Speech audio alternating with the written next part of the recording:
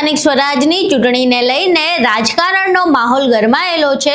આજે સ્થાનિક સ્વરાજની ચૂંટણીમાં જે પણ ઉમેદવારો છે તેમનું ઉમેદવારી પત્ર નોંધાવવાનો છેલ્લો દિવસ હતો, ત્યારે બનાસકાંઠાથી સાંસદ એવા કોંગ્રેસના નેતા ગેનીબેન ઠાકોરની પ્રતિક્રિયા સામે આવી છે, જેમાં તેમણે કોંગ્રેસની વ્યૂહ નીતિ વિશે વાત કરી છે। આ સિવાય તેમણે એવું પણ કહ્યું કે કોંગ્રેસમાં જે મૂળ કોંગ્રેસીઓ છે તેમને ટિકિટ આપવામાં આવી છે, જે આયાતી ઉમેદવારો છે તેમને બને ત્યાં સુધી ટિકિટ નથી ફાળવવામાં આવી અને તેમને પાછળ મૂકવામાં આવ્યા છે।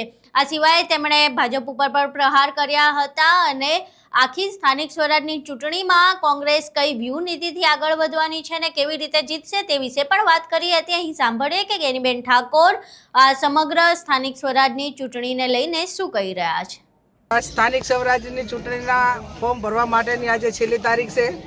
સમગ્ર ગુજરાત, બનાસકાંઠા, વાવ, થરાદ એ તમામ કોંગ્રેસના જે ઉમેદવારો એમણે આજે ફોર્મ ભર્યા છે। તમામની જીત માટેની શુભેચ્છાઓ હું પાઠવું છું। સાથે કોંગ્રેસ પાર્ટી એ સત્તા માટે નહીં પણ સેવા માટે, અમારા કોંગ્રેસના કાર્યકરો એ વર્ષોથી કોંગ્રેસ પાર્ટીની લોકોના હિત માટેના કામો કરે। અમે કોઈ આયાતી ઉમેદવારો નહીં પણ અમારા મૂળ કોંગ્રેસીઓને અમે બધાને ચૂંટણી લડાઈ છે। સામેના પક્ષમાં તમે જુઓ તો જે 20 બરફ મજૂરી કરીને ટિકિટોની રાહ જોઈને બેઠા હતા એવા મોટા આગેવાનોને કોઈએ ભારતીય જનતા પાર્ટીએ ટિકિટ નથી આપી। 3 જિલ્લા પંચાયતના ઉમેદવાર કોંગ્રેસમાંથી જે ગયા, ભૂતકાળમાં તાલુકા પંચાયતના પ્રમુખો હતા, હોદ્દેદારો હતા, ડેલિગેટો હતા, એમને ટિકિટો અપાવી છે। ખેર, એ ભારતીય જનતા પાર્ટી એવી વાત કરે છે કે અમે કોંગ્રેસ મુક્ત ભારત કરવા માંગે છે, પણ આખી ભારતીય જનતા પાર્ટી એ કોંગ્રેસ યુક્ત પાર્ટી થઈ ગઈ છે। અને એવા સમયની અંદર સમગ્ર વિસ્તારના તમામ સમાજો સાથે મળીને કોંગ્રેસ પાર્ટીને આશીર્વાદ આપે એવી હું તમામ મતદારો પાસે અપેક્ષા રાખું છું, વિનંતી કરું છું। અને આવનાર સમયની અંદર જ્યાં અમારા કોંગ્રેસના કાર્યકરો અને આગેવાનો જે તે ગામોમાં, પરિવારોમાં રહી અને વાત કરશે, મત લેવા માટે વિનંતી કરશે ને ચૂંટાણા પછી પ્રજાલક્ષી કામો કરવા અને પ્રજાના હિત માટે જે લડાઈ લડવી પડે સરકાર સામે કે તે એ અમે બધા સાથે મળીને લડશું। તમામ ઉમેદવારોને ફરી ખૂબ ખૂબ શુભેચ્છાઓ પાઠવું છું। મારી સાથે સણવા જિલ્લા પંચાયતના ઉમેદવાર બળવંતભાઈ છે। આ બધા જ ભાઈ અબાળા હોય, વડાણા હોય અને સમગ્ર બધા જ તાલુકા પંચાયતની તમામ સીટોના ટેકેદારોએ, મોટી સંખ્યામાં ટેકેદારોએ આવીને એમના ઉમેદવારને ફોર્મ ભરાયું છે।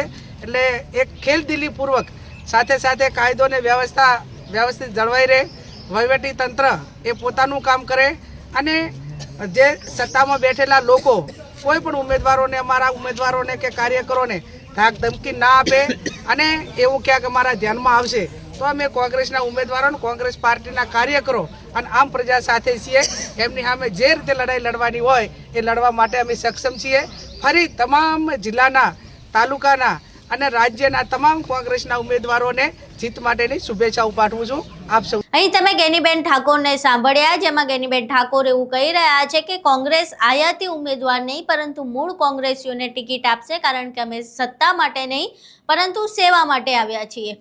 જો કે જે પ્રમાણે ગેનીબેન ઠાકોર વાત કરી રહ્યા છે કે અમે મૂળ કોંગ્રેસીને જ ટિકિટ આપશું, તો જે પ્રમાણે સ્થાનિક સ્વરાજની ચૂંટણીની જાહેરાત થઈ ત્યારબાદથી અનેક નેતાઓએ પક્ષ પલટો કર્યો હતો અને જ્યારે પણ નેતા પક્ષ પલટો કરે ત્યારે ક્યાંક ને ક્યાંક તેમનો કોઈને કોઈ રાજકીય સ્વાર્થ હોય તો જ તેઓ પક્ષ પલટો કરે છે। એમાં કોંગ્રેસમાં પણ અનેક નેતાઓ જોડાયા છે જે ભાજપ અને આમ આદમી પાર્ટી છોડીને કોંગ્રેસમાં આવ્યા છે।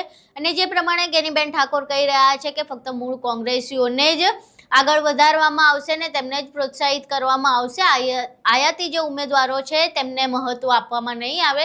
તો પછી જે ઉમેદવારો કોંગ્રેસે લાલચ આપીને કે પછી કોઈ પણ કારણોસર કોંગ્રેસમાં સામેલ કર્યા છે તે ઉમેદવારો કે નેતાઓ શું કરશે? કારણ કે જો તેમને મહત્વ નહીં આપવામાં આવે તો પછી તે નેતાઓ કોંગ્રેસ પાર્ટીમાં શા માટે રહેશે?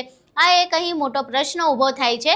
અહીં તમે ગેનીબેન ઠાકોરની આખી પ્રતિક્રિયા સાંભળી, કોંગ્રેસની વ્યૂહ નીતિ સ્થાનિક સ્વરાજની ચૂંટણીને લઈને શું છે તે વિશે તમે સાંભળ્યું।